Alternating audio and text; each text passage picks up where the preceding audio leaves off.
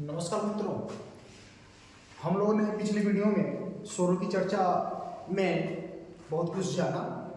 आज उसी हिंदी वर्णमाला का ही दूसरा भाग आपके सामने प्रस्तुत हो रहा है।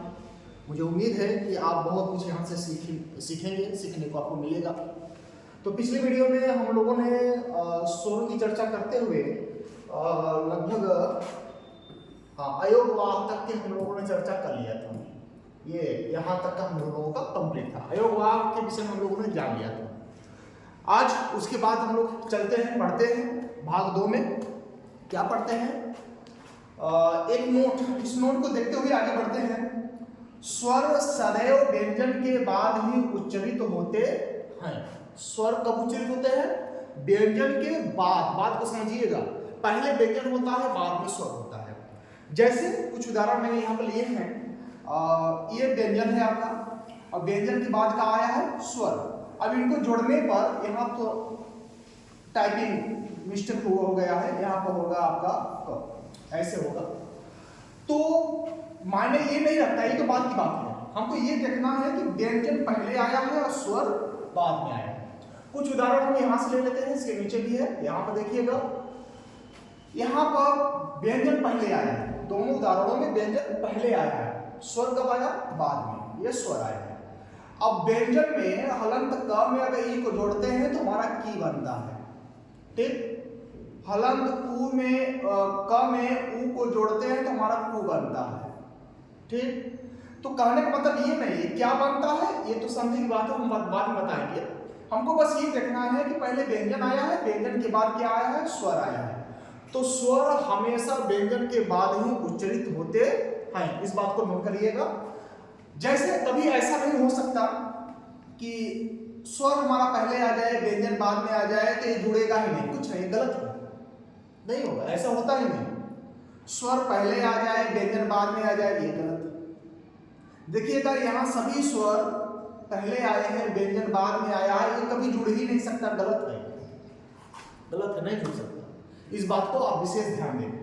आगे हम स्वरों की चर्चा कर रहे थे, तो स्वरों की चर्चा में हम लोग आज जो चर्चा करने वाले हैं वो स्वरों का वर्गीकरण। स्वरों का वर्गीकरण, स्वरों को लगभग 3 आधारों पर बांटा गया है।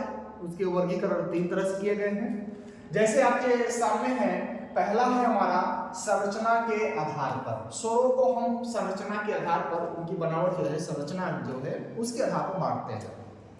दूसरा क्या है? श्वास के मात्रा के आधार पर। हम जो श्वास लेते हैं उसकी कम मात्रा है, ज्यादा मात्रा है, या सबसे ज्यादा मात्रा है, इसके आधार पर भी हम स्वरों को बांटते हैं। और तीसरा हमारा है उच्चारण के आधार पर। जब हम स्वरों को बोलते हैं, कोई ना कोई स्वर, हमारे मुख के अंदर बहुत सारे पार्ट हैं, जेवा है, दंत है, तालु है, मुर्दा है, इत्यादि सब पार्ट है।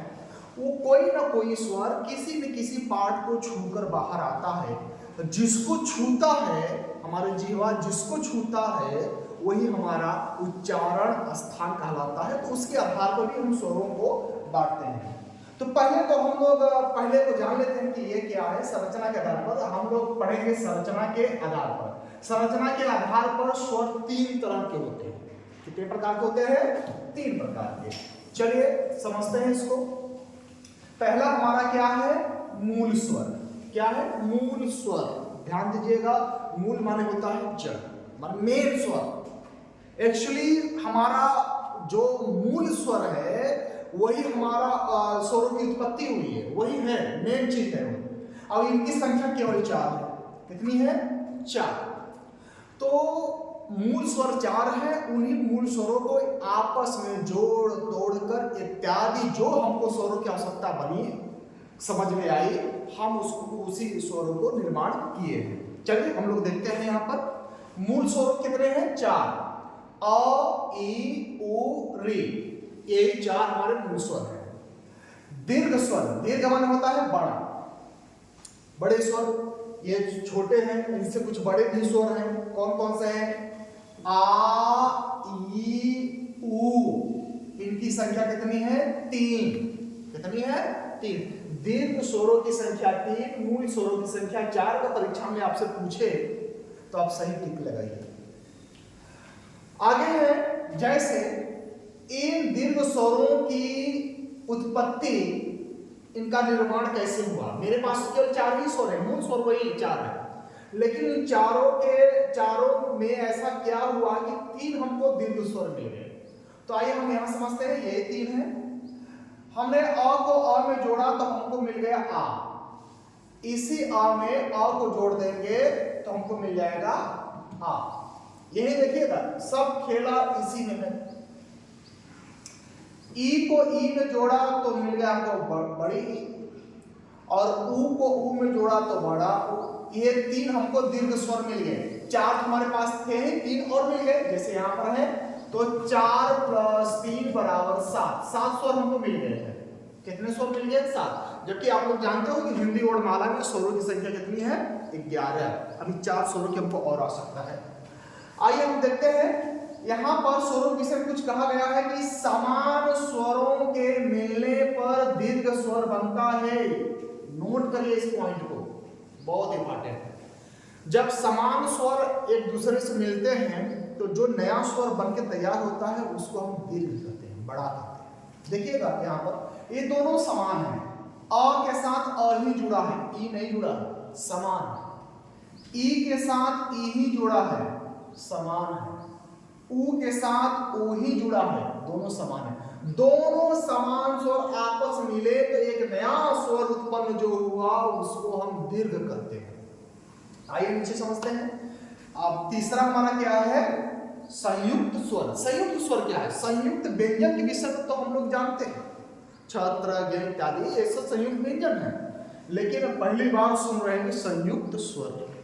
जी हाँ, संयुक्त स्वर। देखो यहाँ पर कितने हैं इनकी संख्या? 4। ए ऐ ओ औ, इनकी संख्या कितनी है? 4। ये संयुक्त हैं, ध्यान देना। संयुक्त, दीर्घ और मूल, ये तीनों को अलग अलग कर लो। संयुक्त स्वर हैं हमारे कितने? 4। अब इनको संयुक्त क्यों कहते हैं? ये संयुक्त क्यों हो गए? ये इनको तो दीर्घ में आप अभी तक हम लोगों ने पढ़ा कि दीर्घ स्वर ये सब होते हैं, आ ई उ ए ऐ ओ औ, इसमें दीर्घ होते हैं। जी नहीं, दीर्घ नहीं है। मैंने आपको यहाँ बता दिया कि आपस में समान स्वर जुड़े तो जो उत्पन्न हो वो दीर्घ होते हैं, समान स्वरों के जुड़ने पर। लेकिन अगर असमान जुड़ जाए, अ के साथ ई जुड़े तो हमारा बन गया ए। देखना, ये असमान स्वर है, यहाँ पर तो अ है, यहाँ पर अलग अलग चीज जुड़ रहे हैं, असमान भिन्न। अ के साथ ए जुड़ गया तो ए बन गया, अ के साथ ऊ जुड़ गया तो ओ बन गया, अ के साथ ओ जुड़ा तो ओ बन गया। ये देखिएगा भिन्न असमान स्वरों के जुड़ने से एक नया स्वर बनकर तैयार हुआ। इनकी संख्या कितनी है? 4। तो +4 में कर दें तो स्वरों की संख्या हमारी टोटल 11 आ गई। स्वर हमारे कितने होते हैं? 11। देखिएगा यहां पर मैंने नोट में लिख भी दिया है कि असमान स्वर के मिलने पर संयुक्त स्वर बनता है। जब असमान स्वर जुड़ता है, जब वो आपस में मिले तो जो नया स्वर बनके तैयार हुआ उसको हम संयुक्त स्वर कहते हैं। समान जुड़े तो दीर्घ स्वर जो बनके तैयार हुआ दीर्घ स्वर, और असमान भिन्न स्वर जुड़े तो क्या बन गए? संयुक्त। आइए फिर आगे हम लोग पढ़ते हैं। 4 हमारे मूल स्वर, 3 दीर्घ स्वर और 4 संयुक्त स्वर, जबकि ऊपर मैंने पढ़ लिया वही चीज है। टोटल हम जोड़ते हैं तो हमारे वो स्वरों की संख्या कितनी हो गई? 11। कितने स्वर होते हैं? 11। हिंदी वर्णमाला में स्वरों की संख्या 11 बहुत बार तैयारी के प्रश्नों में, प्रतियोगी परीक्षाओं में ये प्रश्न पूछा गया है, और इस तरह से यहां से हम क्लियर करते हैं। दूसरा, स्वरों का वर्गीकरण में हम लोगों ने दूसरा क्या पढ़ा था? दूसरा आइडिया है हमारा कि श्वास की मात्रा के आधार पर। ये भी 3 तरह के होते हैं, ये भी 3 तरह के होते हैं। पहला वर्गीकरण हमने स्वरों का देख लिया। दूसरा वर्गीकरण है श्वास की मात्रा के आधार पर। पहला है हमारा हर्ष स्वर। श्वास की मात्रा के आधार पर पहला स्वर है हर्ष स्वर। हर्ष माने होता है छोटा, ध्यान देना, हर्ष माने छोटा। इस स्वर के उच्चारण में एक मात्रा का समय लगता है। हर्ष स्वर को अगर हम बोलेंगे कितना टाइम लगेगा? एक मात्रा का। एक मात्रा, मात्र एक मात्रा का जिसमें टाइम लगे, समय लगे, जिनको बोलने में, उच्चारण करने में, उसको हम हर्ष कहते हैं। जैसे अ, इ, उ, री, इनकी संख्या है 4।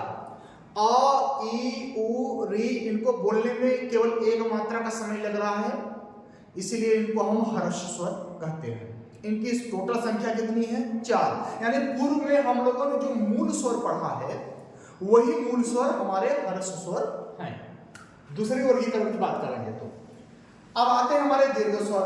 जबकि हमने ऊपर दूसरी तरह से पढ़ लिया है, लेकिन यहाँ पर हम श्वास की मात्रा के आधार पर पढ़ रहे हैं, तो दीर्घ स्वर को कैसे पढ़ेंगे, कैसे जानेंगे?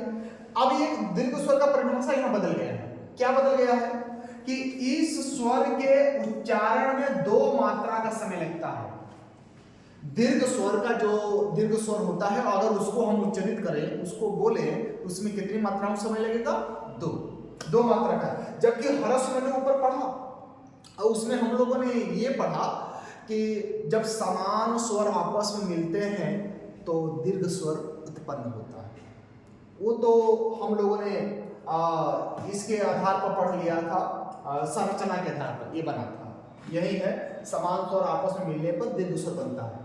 लेकिन संरचना के बाद अगर हम बात करें, श्वास की मात्रा की बात चर्चा हो रही है, तो श्वास की मात्रा के आधार पर हमारा जो दीर्घ स्वर है वो उसको उच्चारित करेंगे तो 2 मात्रा का समय लगेगा।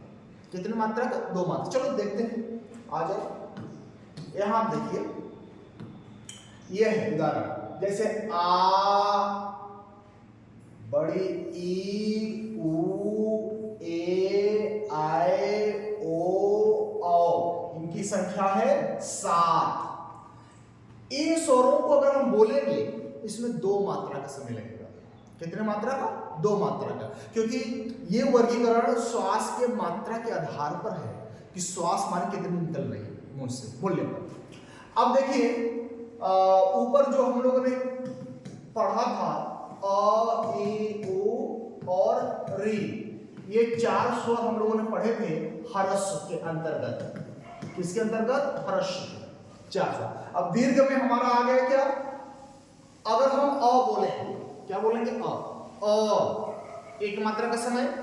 अब तुरंत आप आ बोले, अंतर पता चल जाएगा आपको। बोलेंगे आ, ज्यादा समय लग रहा है, यानी 2 मात्रा का समय लग रहा है। ई, 2 मात्रा का समय लगा। ऊ, 2 मात्रा का समय लगा। इस तरह से अगर हम इनका उच्चारण करेंगे, इसमें 2 मात्राओं का समय लग रहा है और इसमें 1 मात्रा का। अ, ई, उ, री, 1 मात्रा का समय, यहाँ पर 2 मात्रा का समय। तो ये हमारे क्या कहलाए? दीर्घ स्वर, जिसकी संख्या कितनी है? 7। तो 4 हमारे हर्ष स्वर हैं।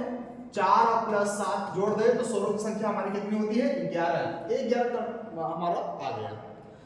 और अगला इसके अंतर्गत मात्रा के आधार पर जो तीसरा पॉइंट है हमारा, बहुत अच्छा है और हिंदी भाषा में प्रायः लुप्त हो चुका है, उसका नाम है प्लुत स्वर। क्या नाम है? प्लुत स्वर। देखिएगा, प्लुत स्वर के विषय में कुछ लिखा गया है यहाँ पर। इस स्वर के उच्चारण में 3 मात्रा का समय लगता है। 3 मात्रा या उससे भी अधिक लग जाए तो गलत नहीं। 1 मात्रा का समय हर्ष में, 2 मात्रा का समय दीर्घ में, और 3 मात्रा या उससे ज्यादा का मात्रा का समय लगे जिनको उच्चारण में, जिनको बोलने में, वो हमारा प्लुत स्वर कहलाता है। देखिए, देवनागरी लिपि में, हिंदी की जो लिपि है देवनागरी लिपि, देवनागरी लिपि में प्लुत स्वर को दर्शाने के लिए किसी भी स्वर के बाद हिंदी का 3 लिख दिया जाता है। अब ये प्लुत बन गया। क्या बन गया? प्लुत। अब इसको हम उच्चारित कैसे करेंगे? अब ओ को तब तक बोलना है जब तक 3 मात्रा का समय न लग जाए। ओ, 3 मात्रा का समय, ठीक है? 3 से ज्यादा हो जाए, 3 मात्रा का समय। जैसे मैंने यहां उदाहरण लिया है, ओ,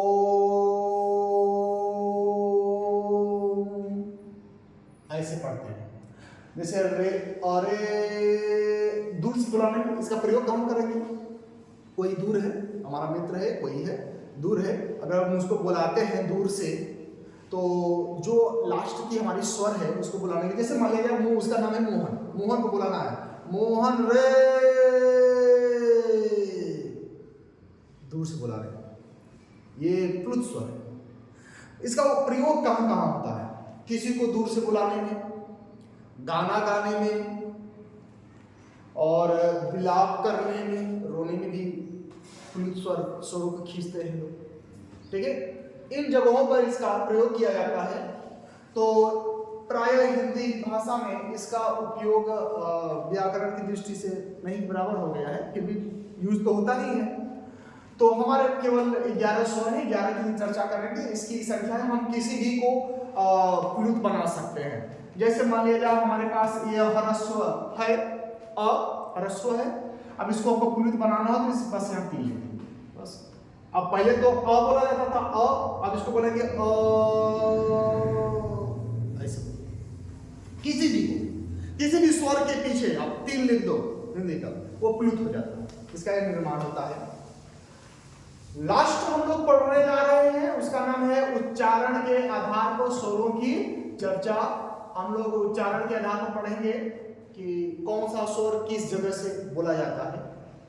ये उच्चारण उसका हम करते हैं तो कोई ना कोई वर्ण हमारे मुख के किसी न किसी पार्ट को छू कर बाहर आता है।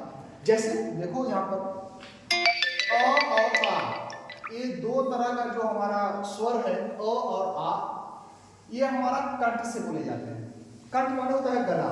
जैसे अगर हम बोले अ आ, यानी कि हमारी जिह्वा अगर कोई हरकत ना करे, किसी स्वर को बोलने पर हमारी जिह्वा शांत रहे, जिह्वा शांत रहे, इसका मतलब कि आवाज सीधे गले से आ रही है। बोल के देखिए आप लोग अ आ, जीभ क्या किया? कुछ कंठ से आवाज आई। कहां से आवाज आई? कंठ से।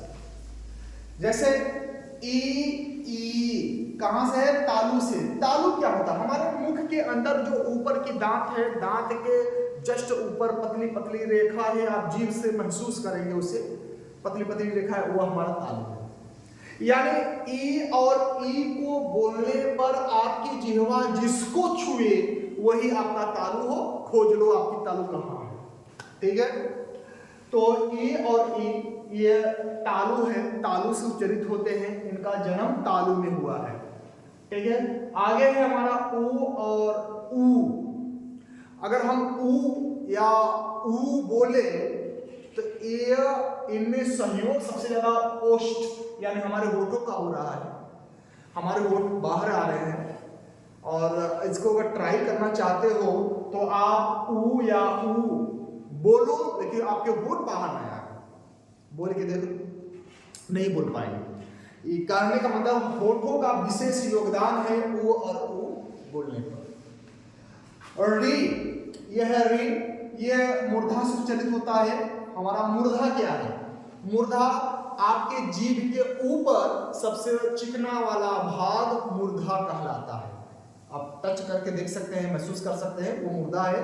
अगर हम री बोलते हैं तो हमारी जिह्वा जो है वो मुड़ती है और ऊपर वाले भाग को छूती है, री। ये शुद्ध उच्चारण है। तो री का जन्म कहां से हुआ? मूर्धा से। ए और ऐ, ये दो जो स्वर है हमारे, ये कंठ और तालु। यहां पर हम लोगों ने एक एक उच्चारण स्थान से देखा, लेकिन ए और ऐ ये दो ऐसे महानुभाव हैं जिनको बोलने के लिए किसी एक उच्चारण स्थान की नहीं बल्कि 2-2 उच्चारण स्थान की आवश्यकता पड़ रही है। किसकी किसकी? कंठ की और तालु की। क्यों ऐसा पड़ रहा है? इनको बोलने में कंठ तालु का उपयोग क्यों हो रहा है? क्योंकि यहां पर अगर हम देखें अ में ई को अगर हम जोड़ते हैं तो बनता हमारा क्या है? ए। और अ में फिर ए को जोड़ दे तो क्या बन जाता है? ऐ। यही बनता है। अब आप लोगों को हमने पढ़ाया कि अ या आ का उच्चारण स्थान ये, इसका क्या है? कंठ। क्या पढ़ के आपने क्या पढ़ा? कंठ, ठीक है। और ई और ई का उच्चारण स्थान क्या पढ़ा? तालु।